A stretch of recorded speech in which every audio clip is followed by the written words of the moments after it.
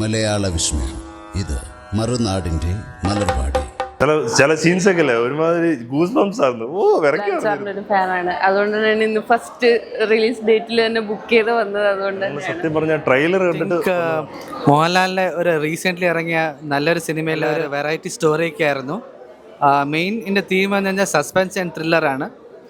അപ്പോൾ പിന്നെ ഒരു ഫാമിലി കാണാൻ പറ്റിയ ഒരു സിനിമയാണ്. ഐ തിങ്ക് റീസെന്റ് ഇറങ്ങിയ മൂവീസിനകത്ത് എനിക്ക് തോന്നുന്ന ലാസ്റ്റ് ഇറങ്ങിയ സിനിമ പോലും എംബ്രാനെ പോലും തൂക്കുന്ന പടമാണ്. Better than Empuraan.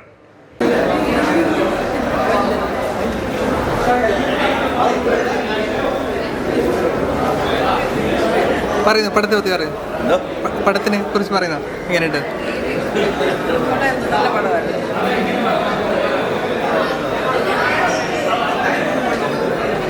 എങ്ങനെയുണ്ടായിരുന്നു പടം? സൂപ്പർ. നല്ല മൂവിയായിരുന്നു. കുറച്ചൊരു ഇമോഷണൽ മൂവിയായിരുന്നു, ഒരു ഫാമിലി എന്റർടൈൻമെന്റ് മൂവിയായിരുന്നു. ഇന്റർവെൽ വരെയും ഒരു സസ്പെൻസ് ആയിരുന്നു. ഇന്റർവെൽ കഴിഞ്ഞിട്ടും നമ്മൾ എക്സ്പെക്ട് ചെയ്യാത്തൊരു സസ്പെൻസ് ആണ്. പക്ഷെ ഫസ്റ്റ് ഹാഫ് മോഹൻലാൽ അല്ല, സെക്കൻഡ് ഹാഫ് വേറെ തന്നെ. നമുക്ക് ഉള്ളി വേറൊരു മുഖവും കാണിക്കത്തില്ലേ, അതാണ് സെക്കൻഡ് ഹാഫിൽ. ഇനിഷ്യലി ഫിലിം തുടങ്ങുമ്പം ഫാമിലി ഓറിയൻറ്റഡ് ആയിരുന്നു, പിന്നീട് അതൊരു പോലീസ് കേസ് ആവുന്നു, പിന്നെ അത് സസ്പെൻസിലേക്ക് മാറുന്നു.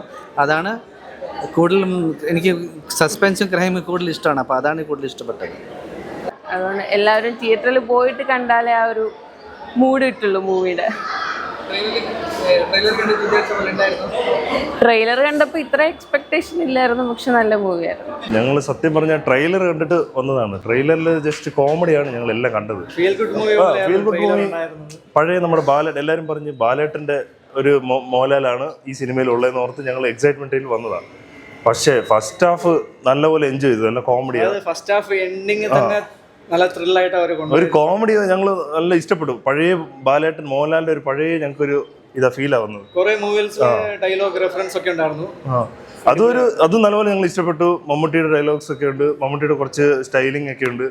സെക്കൻഡ് ഹാഫ് തൊട്ട് കഥ എന്നാന്ന് പോലും ഞങ്ങൾക്ക് മനസ്സിലാവുന്നില്ല. ട്രെയിലർ കണ്ടതുപോലും ഒന്നുമില്ല അതിൻ്റെ. ഈവൻ സ്റ്റോറി പോലും നിങ്ങൾ ഗൂഗിൾ അടിച്ചാൽ പോലും സ്റ്റോറി തന്നെ just finding A car about the mystery and എന്ന് വെച്ചാൽ കാറിനെ പറ്റി കണ്ടുപിടിക്കുന്ന കഥയാണെന്ന്. ഇതേപോലെ ഒരു സംഭവം ഒന്നുമില്ല ട്രെയിലറിൽ. ഈ സെക്കൻഡ് ഹാഫിൽ ഒറ്റ സീന് ഞങ്ങൾ കണ്ടിട്ടില്ല ട്രെയിലറിൽ.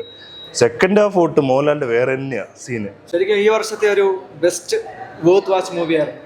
കണ്ടില്ല, ടിക്കറ്റ് എടുത്തതിനൊരു വാല്യൂ ഫോർ മണിയാണ്. തീർച്ചയായിട്ടും തിയേറ്ററിൽ പോയിട്ട് തന്നെ ഈ മൂവി കാണണം. ഒരു നല്ലൊരു ഫാമിലി മൂവിയാണ്, എല്ലാവർക്കും ഇഷ്ടപ്പെടും. ശോഭന മാമിന്റെ ഒക്കെ കുറെ നാൾ കഴിഞ്ഞിട്ടുള്ള ഒരു മൂവി ആയതുകൊണ്ട് നല്ല മൂവിയായിരുന്നു, എല്ലാവർക്കും ഇഷ്ടപ്പെടും. ഞങ്ങൾ ശരിക്കും പറഞ്ഞ് എൻജോയ് ചെയ്തൊരു മൂവിയാണ്. തിയേറ്ററിൽ നല്ല ഓഡിയൻസ് നല്ല സപ്പോർട്ടായിരുന്നു. നല്ല അതിനൊരു എന്നാ ഒച്ചപ്പാടായാലും എല്ലാം നമുക്കൊരു എന്താ പറയുന്നത്, ഡയറക്ടറും നല്ല പുള്ളി നല്ല ഡയറക്ഷനും പൊളിച്ച്. പുള്ളിയുടെ നേരത്തെ മൂവീസ് അടിപൊളിയാണ്. ഓപ്പറേഷൻ ജാവ, സൗദി വെള്ളക്ക, ചില സീൻസ് ഒക്കെ അല്ലേ ഒരുമാതിരി ഗൂസ് ബംസ് ആയിരുന്നു. വിറക്കി നടന്നിരുന്നത്. എനിക്ക് ഇഷ്ടപ്പെട്ട സിനിമ. ഇഷ്ടപ്പെട്ടത് കൂടുതൽ എന്ന് വെച്ചാൽ ആ ഒരു സസ്പെൻസ്, ആ ഒരു ദൃശ്യം പോലെയുള്ള ഒരു തീമായിരുന്നു. ഒരു സസ്പെൻസിൽ ഒരു മർഡർ നടക്കുന്നു. ഞാൻ കൂടുതലൊന്നും പറയുന്നില്ല, ഇപ്പോൾ സ്പോയിലർ ആവും അത്.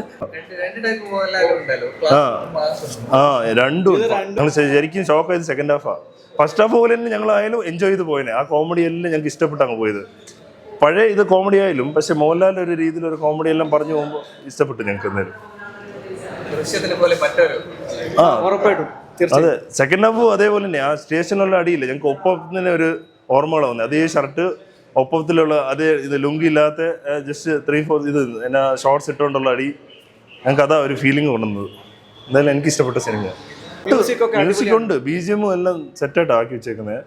പക്ഷെ പാട്ടില്ലെങ്കിലും ഞങ്ങൾക്ക് പാട്ടല്ലല്ലോ വേണ്ടത്, നമുക്ക് കഥയല്ലേ വേണ്ടത്. പാട്ട് ഓക്കെ വേണം, ഒരു റൊമാൻറ്റിക് സോങ് ആയാലും എല്ലാം ഓക്കെ. പക്ഷെ നമുക്ക് കഥയിലോട്ടും പിന്നെ പഴയ കോമഡി ആയാലും എൻജോയ് ചെയ്തു, അങ്ങനെയായാലും എൻജോയ് ചെയ്തു, ആക്ഷനും എൻജോയ് ചെയ്തു. എല്ലാം കൂടെ ഒരു നല്ല പടമാണെന്ന് ഞങ്ങൾ പറയുന്നത്. പിന്നെ ഇല്ല, ബാലേട്ടൻ ഫാൻ അല്ലാതെ പിന്നെ ഞങ്ങൾ ചെറുപ്പം തൊട്ട് 90s അല്ല 80s തൊട്ടുള്ള യോധ തൊട്ടുള്ള എത്ര കണ്ടാലും മതിയാകാത്ത പടമായിരുന്നു. യോധ, നരൻ, അതൊക്കെ സ്ഫടികം ഇപ്പോഴും ഇരുന്ന് കാണും. ഒരു സീൻ പോലും പരസ്യത്തോടെ ഇരുന്ന് കാണും. ആ സിനിമ മിസ്സാവാതിരിക്കാൻ വേണ്ടി പരസ്യത്തോടെ ഒരുമിച്ചിരുന്ന് കാണും. ലാലേട്ടൻ്റെ സിനിമ. നാട്ടിൽ ഞങ്ങൾ ഇവിടെ താമസം, ഞങ്ങളുടെ കർണാടക തന്നെ സെറ്റിൽ. ഞങ്ങൾ ജനിച്ച അമ്മയായാലും ഫാമിലി ആയാലും എല്ലാം ജനിച്ചു വളർന്ന് ഇവിടെ തന്നെയാണ്. അതുകൊണ്ട് പിന്നെ കസിൻസ് ഒക്കെ ഉള്ളു, കോട്ടയം മാവേലിക്കര എല്ലാം ഉണ്ട്.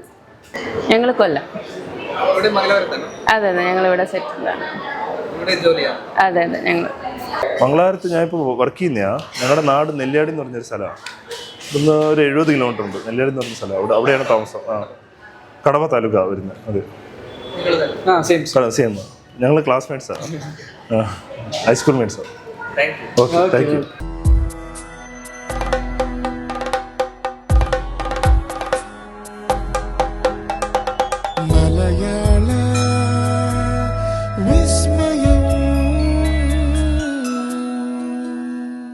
മലയാള വിസ്മയം. ഇത് മറുനാടിന്റെ മലർവാടി. സബ്സ്ക്രൈബ് ചെയ്യൂ, പ്രോത്സാഹിപ്പിക്കൂ.